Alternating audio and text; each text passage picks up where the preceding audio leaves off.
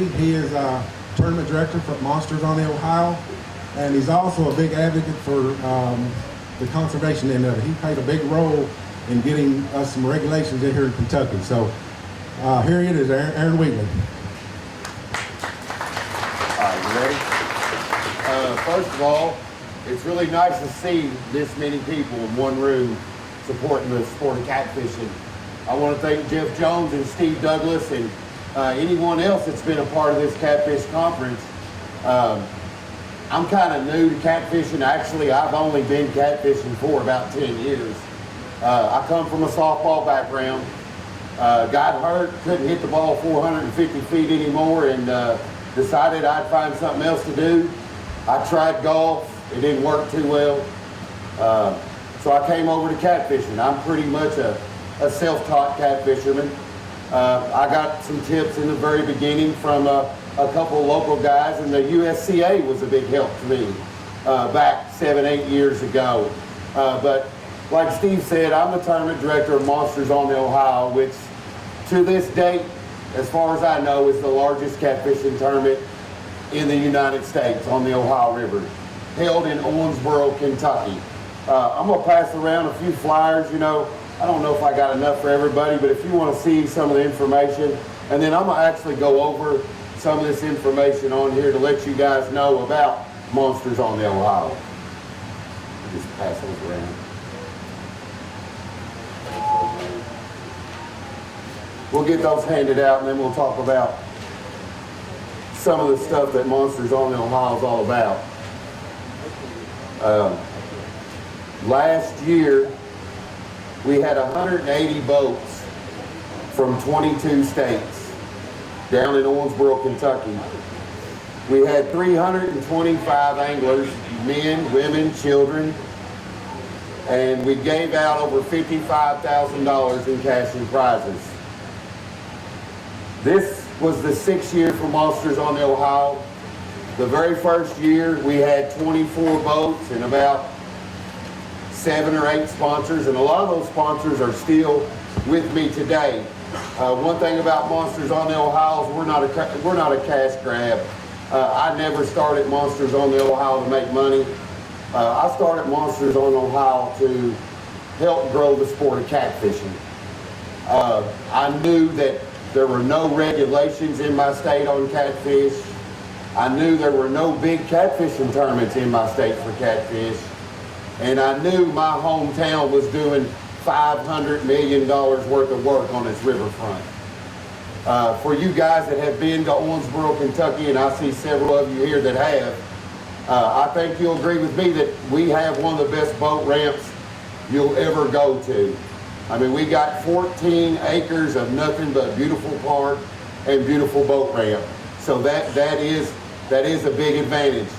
If you've ever been to Owensboro, you'll see the new hotels and the convention centers and the restaurants and all this going up right on the river. So if the river is a big part of Kentucky's legacy, then I thought, well, let's take advantage of it. So as Monsters on the Ohio has grown, so has downtown Owensboro. And one thing I really like to express, there's some guys that are here are interested in how do you start a big tournament? Where do you even start at? I mean, what do you do? My first suggestion would be if you're really interested in starting a big tournament, you need to start with your city and you need to start with your tourism commission. Now, with that said, I know a lot of people think, well, you get a lot of money from the city of Owensboro. No, I don't. The city of Owensboro basically lets me use the park. The city of Owensboro comes down and sets the park up. The city of Owensboro gives us the big show mobile to have the weigh-in on. The city of Owensboro gives us the electricity to run everything. The city of Owensboro gave us the sports center last year for the captain's meeting. We don't ask for a dime from the city of Owensboro. They do enough. If you come down there a couple days for the tournament and you see these tractors and these bleachers being moved and this show mobile being moved in, that's what the city of Owensboro is doing, and that is very valuable. I wouldn't want to know how many man hours they put into setting up that English Park for Monsters on the Ohio. And when you look at my sponsors, I mean, it's pretty much a grassroots tournament, really. Most of my sponsors are local sponsors. Now, don't get me wrong, I have big national sponsors. I have Sea Ark Boats. I'm the only tournament that I know of besides Sea Ark Boats that they actually give a boat away at the tournament. Now, you don't have to win the tournament to win that boat. You don't even have to catch a fish to win that boat. You come to the tournament, you pay your entry fee, you're entered in that boat. So somebody at the end of the day, no matter what you've done, is going to win a boat. Academy Sports is a big sponsor of mine. They come in, they set up their booths, they donate gift cards to give away. I mean, Monsters is a pretty big shindig. I mean, we give away everything that comes into that tournament goes right back out to the fishermen. I'll tell you that right now. I mean, you know, you just look at the meal last year. That was a $4,000 meal, you know, that my sponsors paid for, that the fishermen didn't have to pay for. You know, and that's a big part of it. So like I said, if you want to start a big tournament, start inside your city. It helps to be local, to have friends that own businesses. I mean, I have 12 friends that own businesses, from tire shops to grocery stores to whatever, that sponsor Monsters on the Ohio. And it's not because it's a catfishing tournament, it's because they believe in our community and they support anything that's good for our community. Owensboro, Kentucky is the #1 sports town in the state of Kentucky. There's a reason for that. The community supports what we do. Owensboro has just recently brought in a professional hockey team, a basketball team, a football team, in the semi-pro levels. I mean, they really support what we do. So you need to go back home. And if you live in Kentucky, I mean, I really suggest you do this, because we need all the support in Kentucky we can get.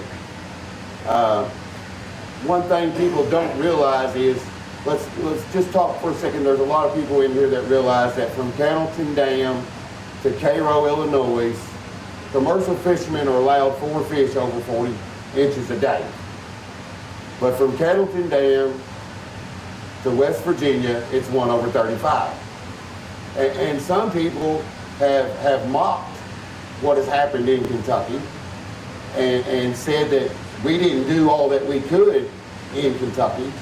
And those are people that just don't realize what's really going on out there. This catfish thing is a money grab. Absolutely. I've been to all the meetings. It's about money. These commercial guys down in western Kentucky, around Barkley Lake, around Kentucky Lake, are making millions of dollars a year selling our catfish. So what happens is, when you go to a state representative or you go to a senator and you say, look, I want to protect the catfish in the state of Kentucky. Well, I promise you this, if that senator's only got 1 or 2 commercial fishermen in his area, he ain't got a problem with it. But if he's got 15, 20 commercial guys that live in his boundaries, he's got a problem with it. So when you get down to western Kentucky and you're trying to talk a senator or a state representative into protecting the catfish for what we love to do, he's not going to listen to you much when there's a commercial guy coming up with a $1 million W-2 saying, well, this is what I bring into the community. So it's definitely a cash grab. There's no doubt about it. It is an absolute cash grab. Recently, Indiana passed laws, 1 over 35 statewide. The reason it happened, there's only 17 commercial fishermen in the state of Indiana. And according to Fish and Wildlife in Indiana, only 2 of those guys target trophy catfish. So it was not a problem to tighten the winches on them guys, because they're not losing money. They're getting more rod and reel fishermen in there on their waters with a 1 over 35 that will compensate for putting a claw on those Indiana commercial guys. Kentucky has 256 commercial fishermen. That's a lot of money. That's a lot of money. And when we went to Frankfurt, to be real honest with you, there was not 1 rod and reel fisherman west of Owensboro, Kentucky. That's from Owensboro to Cairo, Illinois. that showed up in support of the regs. So the hardest hit waters we got, Smithland, J.T. Myers, Kentucky Lake, Barkley Lake, not one rod and reel guy from the whole state showed up to defend the catfish. So when people say, well, you guys really didn't get that much done, I think there was probably 7 of us that showed up. Did we say we're the only 7 that needs to show up? No, we never did. We begged for people to come. We put it on Facebook. We put it on websites. It was all over the place.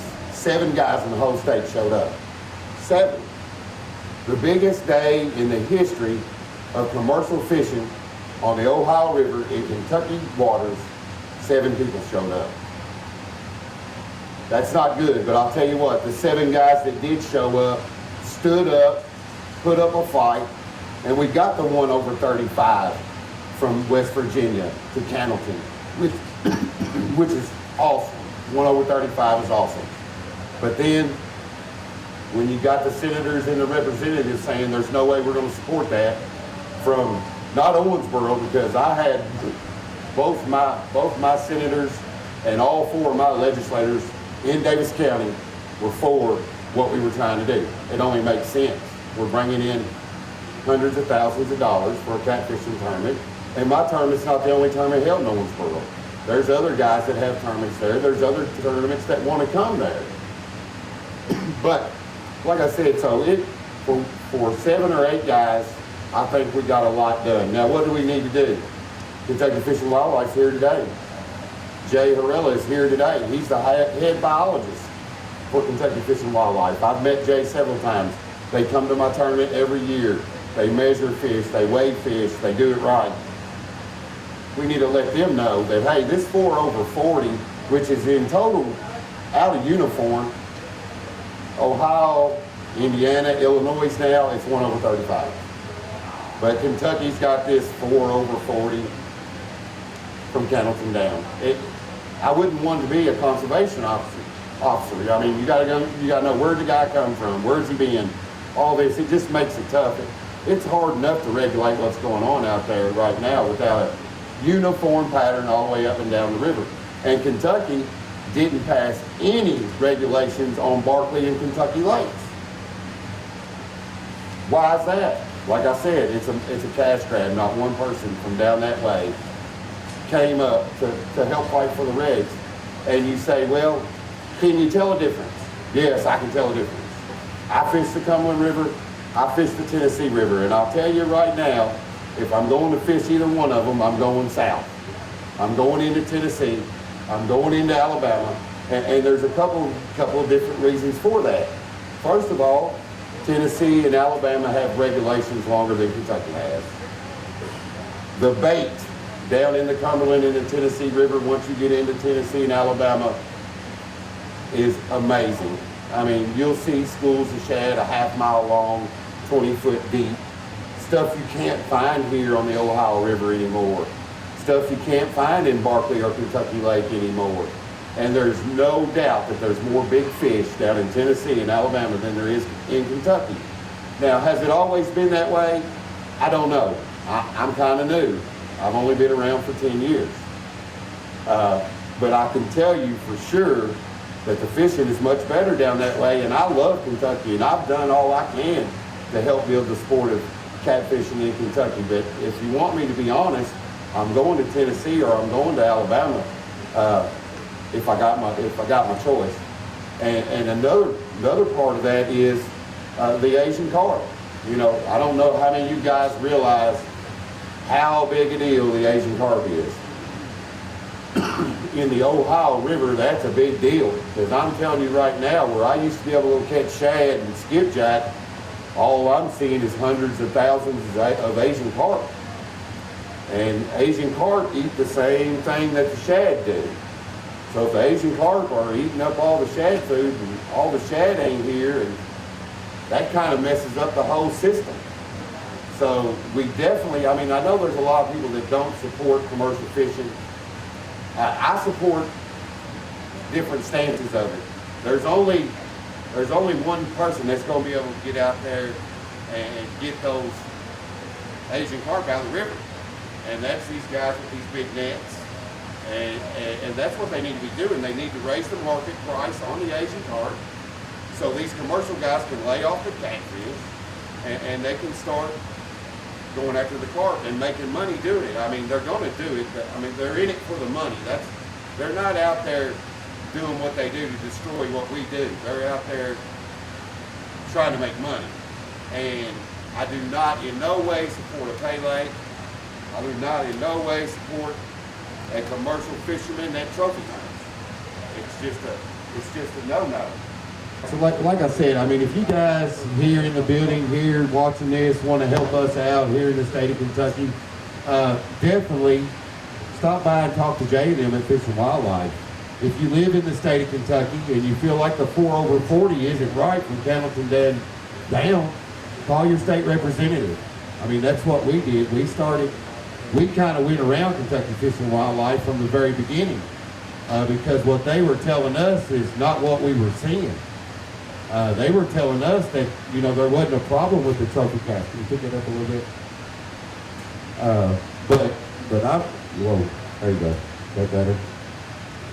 But I'm in contact with a lot of fishermen all the way up and down the Ohio River, and I knew there was an issue. There was no doubt that what they were getting from the commercial guys and what they were getting from the rod and reel guys was two total different things. So like I said, if you support catfishing and you want to help with the regs in Kentucky, I mean, we had kind of planned on going back in 2 years and working on that 4 over 40. It's been a year since they passed the regs in Kentucky. They're still studying. Indiana and Illinois have already passed regs statewide. I mean, it should be 1 over 35 statewide in the state of Kentucky. There's no doubt about it. There's no question in my mind. But it's going to take more than 7 guys to get that done. And it's going to take more big tournaments in Kentucky. It's going to take more stuff like this here today. I mean, this is in Kentucky. This is drawing money in from all over the country, right here to the state of Kentucky, and those guys need to recognize that.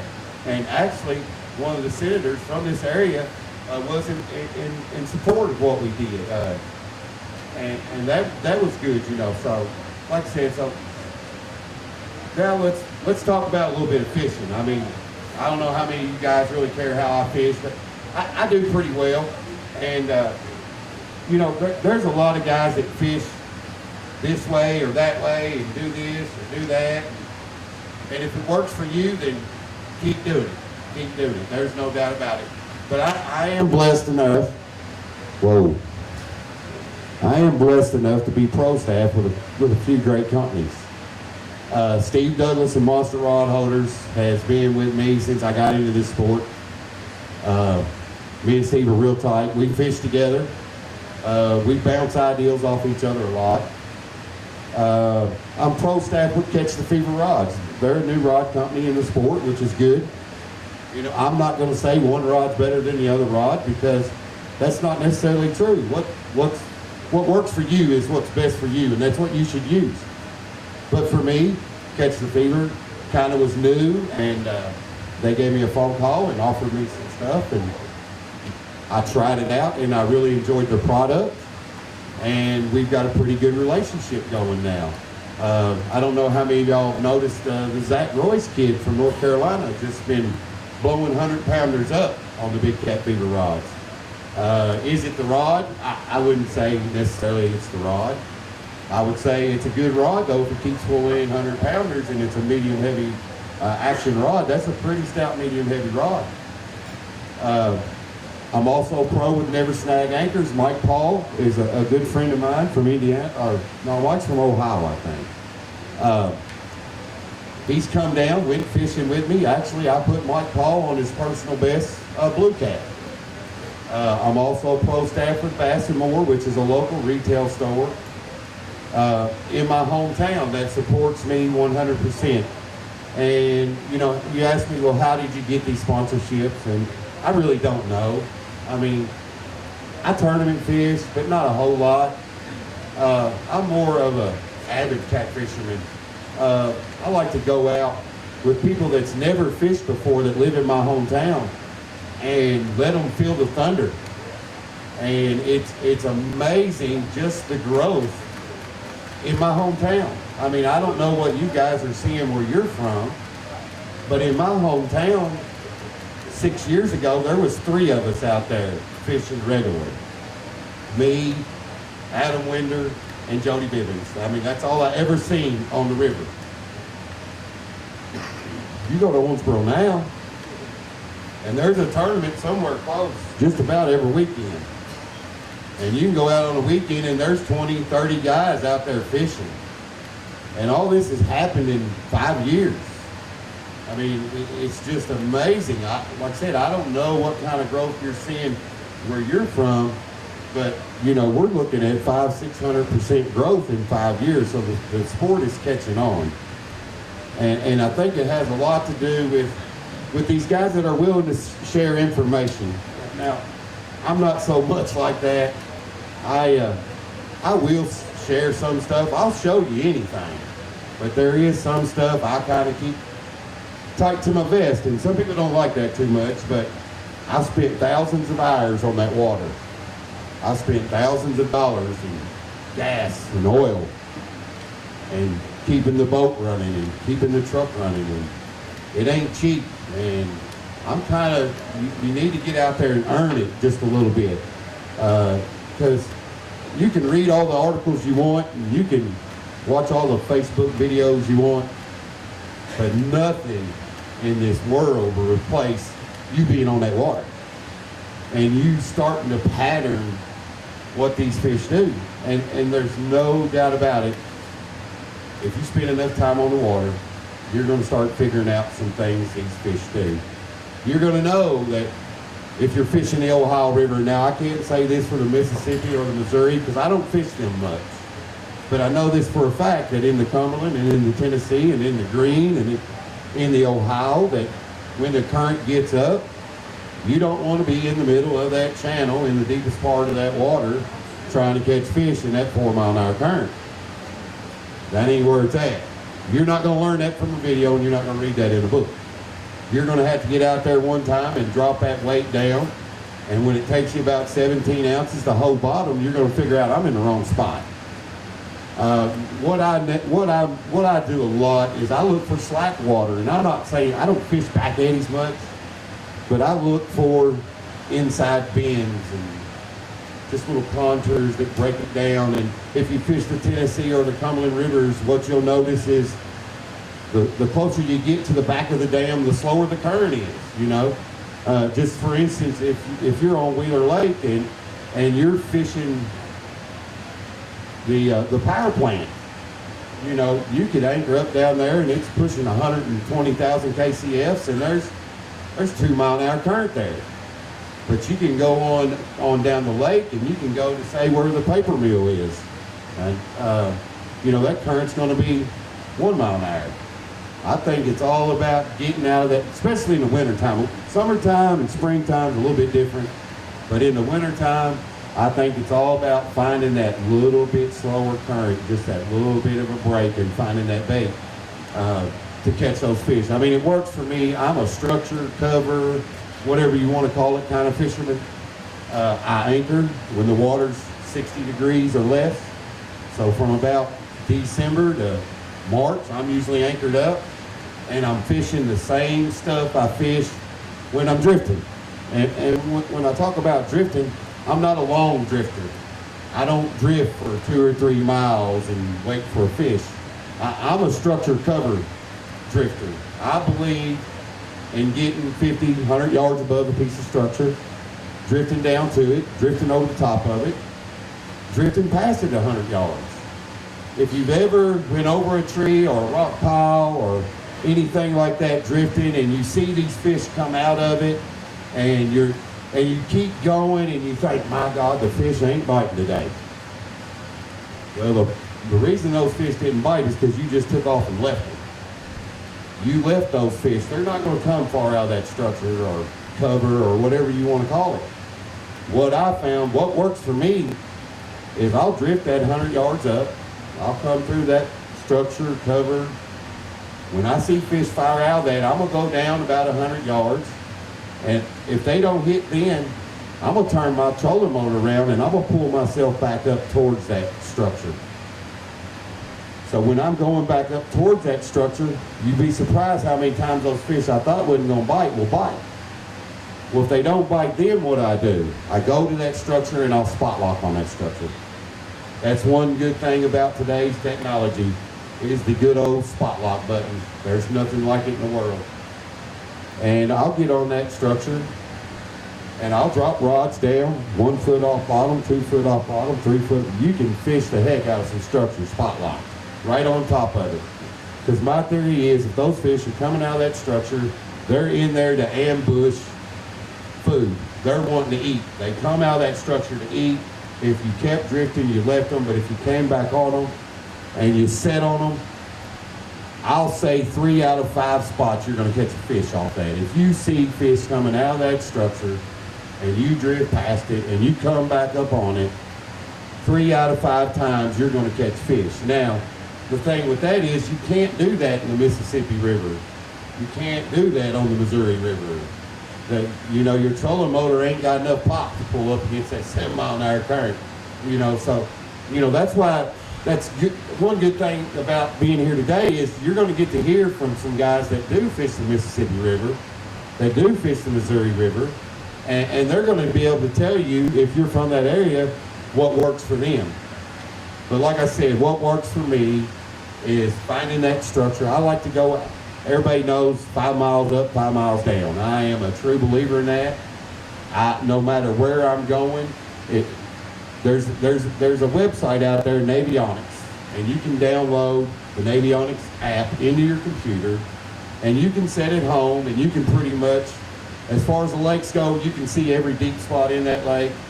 The rivers aren't mapped out as well, but the lakes are.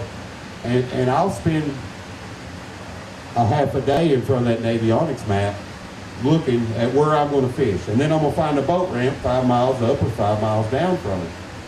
And normally that works, because what I'm going to look for is I'm going to look for 10 to 20 pieces of structure within 5 miles of each other, right there in one area. Outside bends is a real good place for that, the backside of dams where they got rock piles and stuff like that.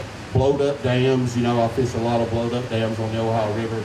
But like I said, I mainly stick to structure, and I mainly stick to anchoring in the wintertime. So I think my time is about done here. I would like to see if anybody's got any questions about anything about Monsters on the Ohio. A couple of rule changes that we did make in Monsters on the Ohio this year I want to go over real quick. We did drop the senior age from 65 to 60. So if you got someone 60 years or older that wants to fish with you, we will allow a third person in the boat. We did put a cap on the tournament to the first 200 boats. And people say, well, why'd you do that? Well, try to run a 200 boat tournament one time in one day and you'll figure out real quick. It's pretty tough. But we do get it done. And from everything I've heard, we're so blessed by the anglers that come to our tournament. They speak so highly. Anybody that's been there speaks so highly of it. I work for a Catholic church. I have, 4 or 5 people that have master's degrees that work with me at the church. They're really smart people, plus they're Christians. So it really helps to have people like that help you do what you do. It keeps everything. We're so organized. A lot of people say, well, a captain's meeting, that don't make no sense. Well, yes, it does make sense if you're trying to park and pull 200 boats out of the river in 2.5 hours. You've got to have some organization. That's one thing that I understand they're going to try to do later on this afternoon is get some organization to the tournament and tournament trails out there.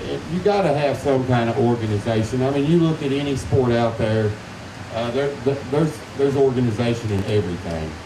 But like I said, I just want to see if anybody's got any questions that I can answer for you. And so anybody got questions? Oh yeah, another thing. What we done is we opened up 2 boat ramps that normally wasn't open for Monsters on the Ohio, but we're going to call that controlled trailering is what we're going to call that. And I do want to go over that real quick.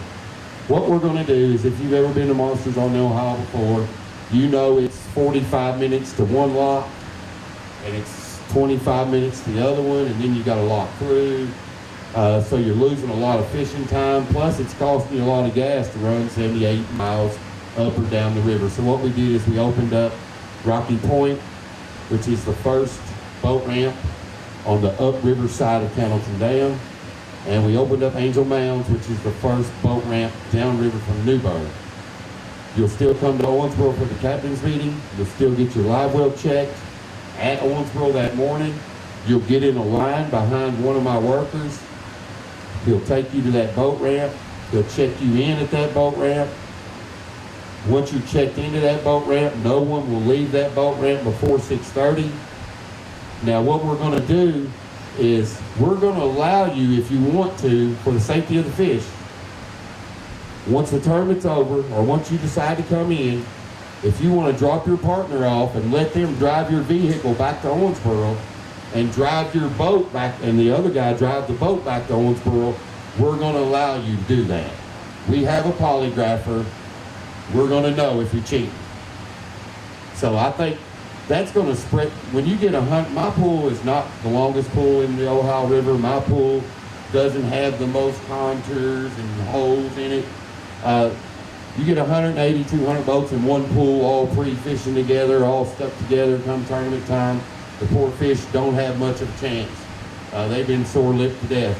So that kind of opens the tournament up, spreads it out. These are all waters that are already accessible to the tournament. So it's still the same waters. It's just gonna let you get to your end of the river a little bit faster. And for these guys that got smaller boats that don't have the 250 horse motors, they're gonna be able to make a run from Rocky Point to Cloverport, because it's only gonna be 10 miles instead of 70 miles. And that kind of, to me, levels the playing field out. So like I said, I just want to thank all y'all for being here, and thanks Steve. And man, this is an awesome spectacle. Y'all have a great day.